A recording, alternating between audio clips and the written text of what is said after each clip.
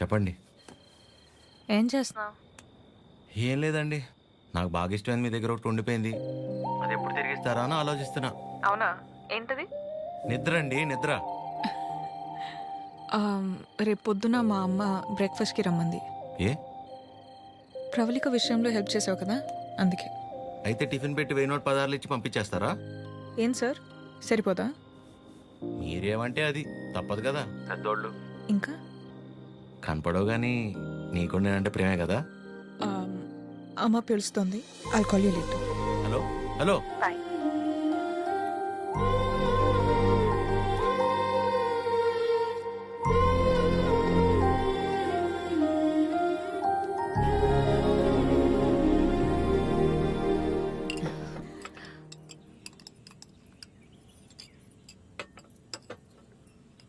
ఏదున్నా ఫ్యాక్టరీలో మాట్లాడి అట్నుంచటే పంపించేస్తాను తప్ప ఇంటిదాకా ఎవరైనా రావటం చాలా రేర్.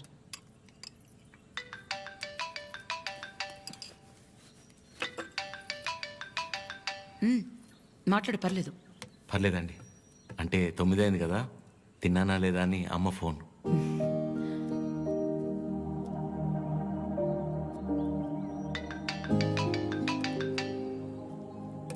పద్మమ్మ సేమ్ తిన్నానా లేదా అని. ఇంట్లో నేను ఒక్కనే మగపిల్లాడిని, అందుకే చిన్నప్పటి నుంచి వాళ్ళకన్నీ నేనే. ఒకసారి రమ్మని చెప్పు మీ ఇంట్లో వాళ్ళని.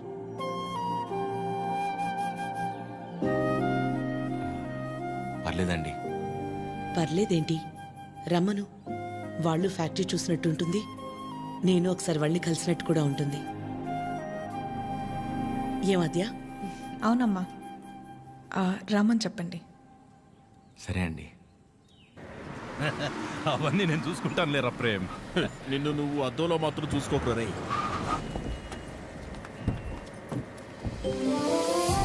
చిరు, ఎలా ఉన్నావురా? బాగున్నామా? నువ్వు లేకుండా ఇంట్లో ఏం తోచట్లేదు నాన్న. టైంకి తింటున్నావా? ఇక్కడంతా బానే ఉందిగా. ఎక్కడ ఉంటున్నావు?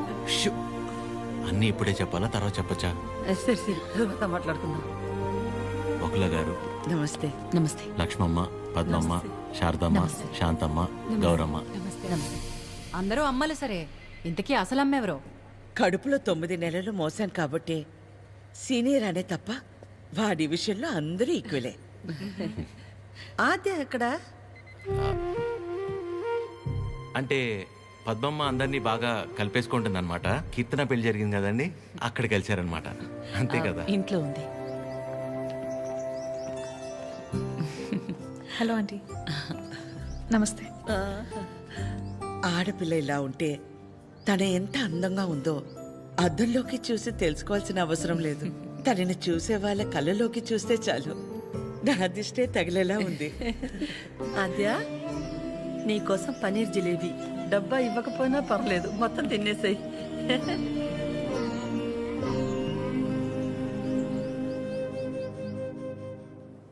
ఏంటి ఆద్య, ఇంకా ఏం ఆలోచిస్తున్నావు? ఆంటీ చిరు వాళ్ళందరితో బాగానే క్లోజ్ అయ్యారు కదా ఆద్య. అదే ప్రాబ్లం ప్రవళిక. అనుమానం ఉండి అబద్ధమని తెలిస్తే కోపంతో పోతుంది, కానీ ఇంత నమ్మాక నిజం కాదంటే తట్టుకోలేదు. అండ్ దాట్ టూ, ఇదంతా తెలిసి నేను సైలెంట్గా ఉన్నానని మా అమ్మకు తెలిస్తే ఎవరున్నా లేకపోయినా నా లైఫ్లో అమ్మ ఉండాలి. ఎవరి ద్వారానో ఈ విషయం ఆంటీకి తెలిసే కంటే నీ అందరూ నువ్వే వెళ్ళి చెప్పడం కరెక్ట్ ఆద్య.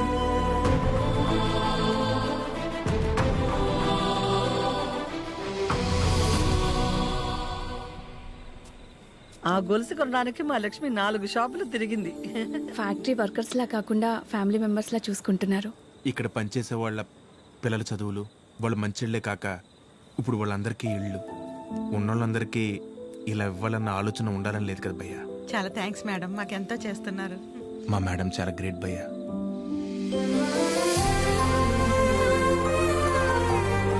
సరే సరే. రే ప్రేమ్, ఫుడ్ ఐటమ్స్ లో ఏం బాగున్నాయి రా? అన్నిటికంటే నువ్వు రా అన్నది బాగుందిరా. కూర్చోండి ఆంటీ. ఏంటి అందరూ చాలా సీరియస్గా మాట్లాడుకుంటున్నారు? ఏం లేదు, నీ గురించే. ఫ్రిడ్జ్లో పెరుగు ప్యాకెట్ పెట్టడం మర్చిపోతేనే మేమందరం కలిసి 10 నిమిషాలు మాట్లాడతాము దాని గురించి.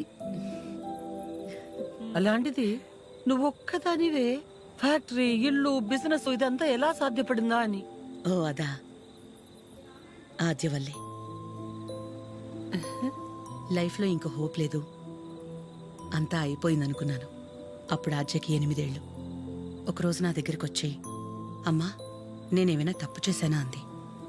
నువ్వు తప్పు చేయడం ఏంటి అంటే ఏమందో తెలుసా? నేనే నీ ప్రపంచం అంటావు కదమ్మా, నువ్వెలా ఉన్నా అది నా వల్లే కదా. నువ్విలా ఉన్నావంటే నేనేదైనా తప్పు చేసుంటే చెప్పు, ఇంకెప్పుడు చెయ్యను అంది. ఆ క్షణం అనిపించింది ఇంకెప్పుడు తన నా దగ్గరకు వచ్చి అలా అడిగేలా నేనెప్పుడు ఉండకూడదని.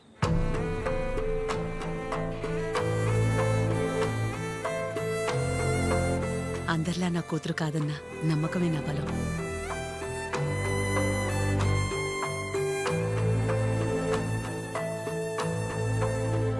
మీ బలం మీ చిరు, మీ పెంపకం తన ప్రవర్తనలో కనిపిస్తుంది. చాలా బాగా పెంచారు మీ చిరుని. చిరు, ఇంతమంది ఆడవాళ్ల మధ్య పెరగడం నీ అదృష్టం.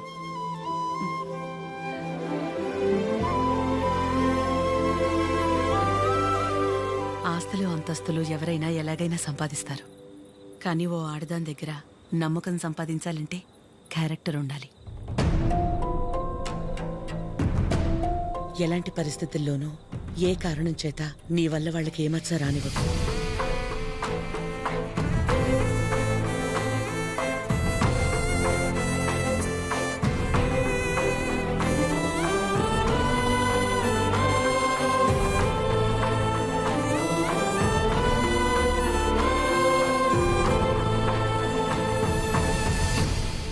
బయలుదేరిపోవడం ఏంటక్క? ఒక్కసారి ఇంటికి వెళ్ళాక మాట్లాడుకుందాం. అది కాదక్క. గౌరీ, హాయ్ భయ్యా. నమస్తే అండి. మీరందరూ ఇక్కడుంటే ఆవిడేంటి మేడం గారు ఇంటివైపు వెళ్తుంది? ఎవరు? మన పద్మం గారు. వకులా, ఈ నవ్వు మీ ముఖం మీద ఎప్పుడు అలాగే ఉంటుందా? మొదట్లో నేను అందరిలాగే ఉండేదాన్ని యువకులా. మన కడుపులో ఒకరు పుడితే గాని ఆడదాని జీవితం పరిపూర్ణత చెందదు కదా. పిల్లలు లేరు అనే మాట చెవిలో పడి పడి నెమ్మదిగా నవ్వు అనేదే పోయింది. పోయేదాకా ఇక అంతే అనుకున్నాను. మా చిరంజీవి పుట్టగానే అలాగే తీసుకొచ్చి మొట్టమొదటిగా నా చేతుల్లో పెట్టారు. ఆ క్షణం ఎక్కడి నుంచి వచ్చిందో ఆ నవ్వు అలాగే ఉండిపోయింది. ఈ నవ్వు నాది కాదు, వాడిది.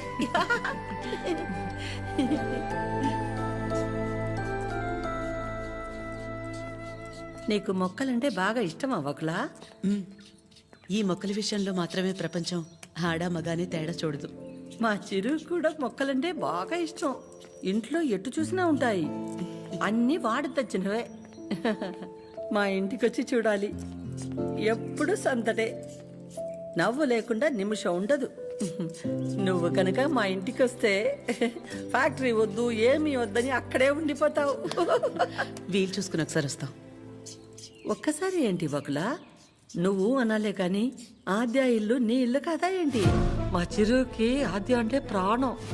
ఆద్యకి కూడా మా చిరు అంటే చాలా ఇష్టం. కానీ నీ గురించి ఆలోచించే మా చిరుకి ఆద్య దూరం అయింది. అందుకే అందరం కలిసి చిరుని ఇక్కడికి పంపాము.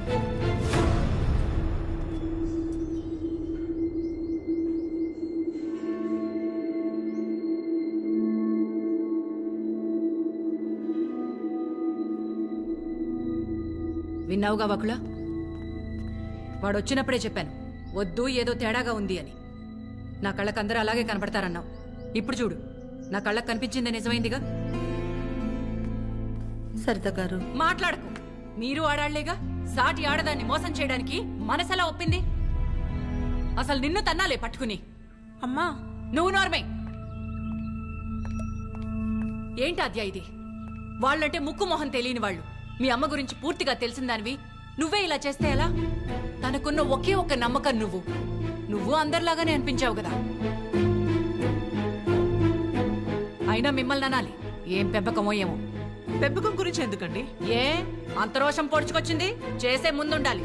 ఎందుకు అలా మాట్లాడుతున్నారు? ఇంకా మాట్లాడుతున్నాను, సంతోషించండి. అక్క ఇదంతా మనకు అవసరం, పద వెళ్దాం. ఇంకా నుంచున్నారే, పదండి. సిగ్గుండాలి. అమ్మా ఆగమ్మా, ఏ ఏ ఆగు. నువ్వు అరిచి గోల చేసేంత ఘోరం ఏం జరిగిపోలేదు ఇక్కడ. ప్రేమించిన అమ్మాయి కోసం వచ్చాడు, అంతేగాని ఎవరినైనా మోసం చేశాడా? ఎవరితోనైనా తప్పుగా ప్రవర్తించాడా? తప్పుగా చూపైనా చూశాడా? వాడిక్కడికి రావడం వల్ల ఎవరికైనా మంచి జరుగుంటుంది తప్ప నష్టం ఏం జరగలేదు. వకుల,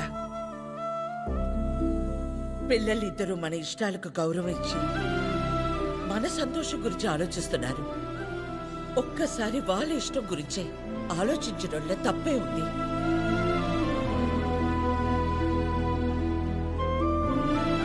ఎవరి వల్ల వాడి ఇబ్బంది పడితేనే చూడలేను. అలాంటిది వాడు బాధకి ఏమీ కారణం ఉండే నా ప్రాణం తట్టుకోలేదు. బకులా, వయసులో చిన్నదానివైనా చేతిలో జోడించి నీకు నమస్కారం. ఆద్య, ఏమైందమ్మా? నేనే నీ ప్రపంచం అంటావు కదా. నువ్వెలా ఉన్నా దానికి నేనేగా కారణమవుతాను. మరి నువ్విలా ఉన్నావంటే నాకు తెలియకుండా నేనేదైనా తప్పు చేసి ఉండాలి, లేదా నీ ప్రపంచమైనా మారుండాలి. నా ప్రపంచము మారలేదు, నువ్వే తప్పు చేయలేదు. నీ తర్వాతే నాకు ఏదైనమ్మా. తన ఫ్యామిలీని తీసుకెళ్ళిపోమని చెప్పడానికి చిరుని కలిశాను. మా అమ్మ గురించి నీకు తెలియదని నువ్వు అంటుంటే ఏ వందలే ఆవిడకి నేను దగ్గరైతే సరిపోతుంది అనుకున్నా. కానీ ఆవిడ నాకు దగ్గరేక తెలిసింది నువ్వే కరెక్ట్ అని. ఒకవేళ మీ అమ్మ నీ విషయంలో తీసుకురా నిర్ణయం ఏదన్నా తీసుకుంటే ఆ గిల్ట్ని నేను తట్టుకోలేను. అందుకే ఎలా వచ్చాను అలాగే వెళ్ళిపోతాను. ప్రతి మగాడి విషయంలో సమస్య వేరు, పరిష్కారం వేరు. కానీ ఆడదాని విషయంలో సమస్యను అర్థం చేసుకుంటే చాలు, అదే పరిష్కారం.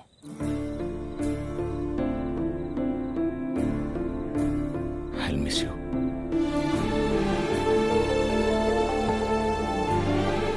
ఎవరన్నా ప్రేమించిన అమ్మాయితో ఐ లవ్ యూ చెప్తారు, కానీ కనీసం ఐ లవ్ యూ కూడా చెప్పకుండా మిస్ యూ చెప్పిన వాడిని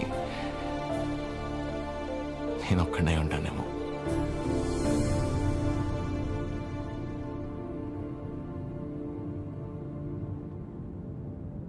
ఇప్పటిదాకా నేను ఒక్కదాన్నే నీ గురించి ఆలోచించాను, కానీ ఈ విషయంలో వాడు కూడా నీ గురించి ఆలోచించాడు. అనుకోకుండా ఆ తర్వాత రోజు ఏదేదో అయిపోయింది. అయింది చాలమ్మా. ఆంటీ వచ్చి ఏం నచ్చారు, అది నా దగ్గరే ఉండిపోయింది. కీర్తనకి ఇచ్చి పంపిద్దామని తీసుకొచ్చాను.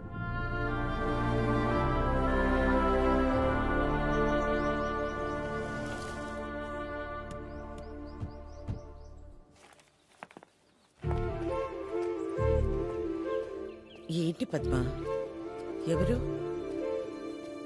ఏంటి, ఎందుకు అలా నించుని చూస్తున్నావు? రండి, రామ్మా. వెళ్ళి లోపలికి తీసుకురా. నువ్వు వెళ్ళు. ఆ? పద్మ, రండి, రామా, కూర్చోండి. రా, కూర్చో.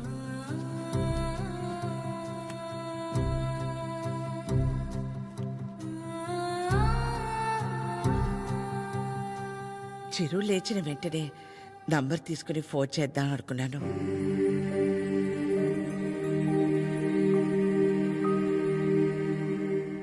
కాఫీ టీ ఏమైనా? పర్లేదు, థ్యాంక్ యూ. ఏమొద్దు. కాఫీ టీ అంటే 10 నిమిషాలు పడుతుంది కదా. ఈ లోపు మనం ఎక్కడ ఏదో అడుగుతామని భయపడుతున్నారు. మనేమి అడగమని చెప్పేసేయాలి.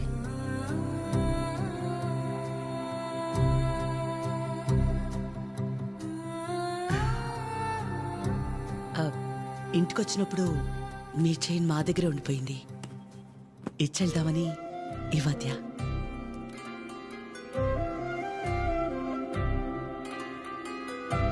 తొందర ఏముంది, తర్వాత అయినా ఇచ్చి ఉండొచ్చు కదా. తొందరని కాదు, ఎలాగూ వస్తున్నాం కదా అని. నేను వెళ్తాను. అది పద్మ ఆగు, వాళ్ళు వచ్చారుగా. ఎందుకు అది ఉండి నేనుండబట్లేక ఏదో అంటాను, మళ్ళీ ఏదో అవుతుంది. నా వల్ల అయింది చాలదా? ఏదో బిడ్డవాడు కాబట్టి ఒక మాట కూడా అనలేదు.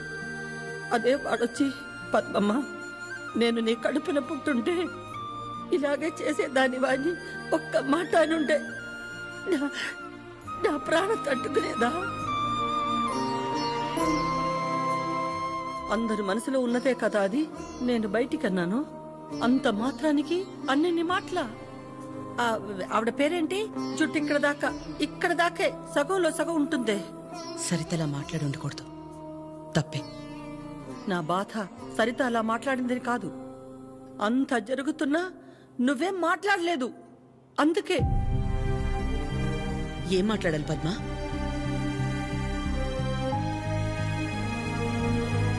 నా ప్లేస్లో మీరున్నా నాలాగే సైలెంట్గా నించునేవాళ్ళు. మీలా కాదు నా గతం. మీలా ఒకరికి 10 మంది లేరు నా గతంలో. ఓ రోడ్డు దాటాలంటే ముందు చూపు మీద ఆధారపడతాం, తర్వాత వినికిడి మీద ఆధారపడతాం. అది లేదంటే సాయం చేయమని ఓ మాట మీద ఆధారపడతాం. ఎప్పుడైతే గౌరవించకపోయినా పర్లేదు, కనీసం ఆడదని గుర్తించటం కూడా తెలియని వాణ్ణి పెళ్లి చేసుకున్నానో చూపు పోయింది. నా బాధ ఇదని ఏడ్చినా మౌనంగా ఉన్న ఇంట్లో వాళ్ల వల్ల వినికిడిపోయింది. సాయం అడుగుదామంటే ఎక్కడ డబ్బు అడుగుతుందేమో అన్న బంధువులు ఒకవైపు, సాయం చేస్తాం మాకేంటి అన్న రాబందులు మరోవైపు.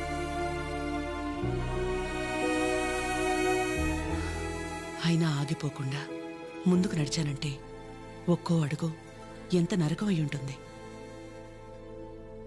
ఒకరిని నమ్మడం, దగ్గరవడం కాదని తెలిసి మనం బాధపడ్డం ఎందుకని నమ్మడమే మానేశాను.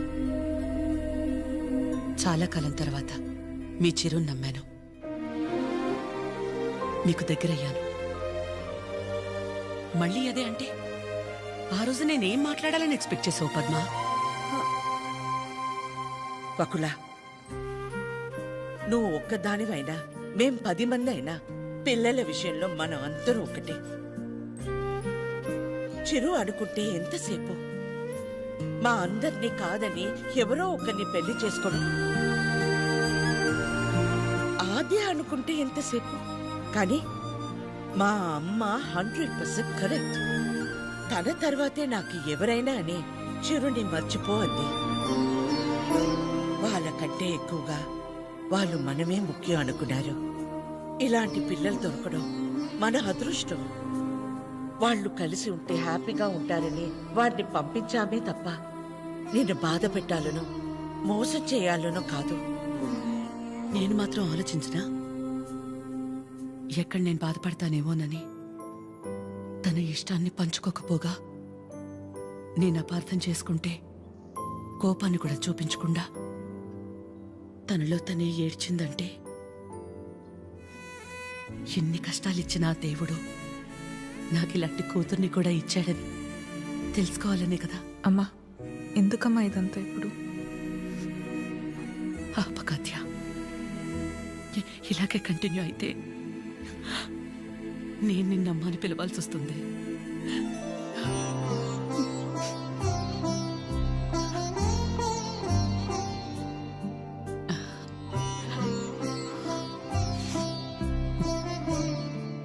అందరూ ఒకవైపు మనం మాత్రం ఒకవైపు ఉంటే ఆ బాధ ఎలా ఉంటుందో నాకు తెలుసు.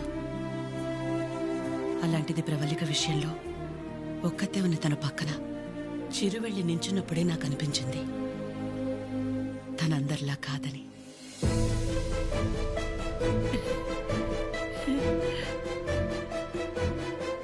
తనంతటి తానొచ్చి మీ అమ్మాయి అంటే ఇష్టం అందుకే ఇదంతా అని చెప్పుంటే ఖచ్చితంగా క్షమించేదాన్ని కాదు. ఎప్పుడైతే తన వల్ల నాకు ఆద్యకి మధ్య ఇంత దూరం కూడా రాకూడదనుకుని తన ప్రేమని పక్కన పెట్టేయాలని నిర్ణయం తీసుకున్నాడో అప్పుడే తనకంటే ఆడవాళ్ళని గొప్పగా ఎవరూ అర్థం చేసుకోలేరని అనిపించింది.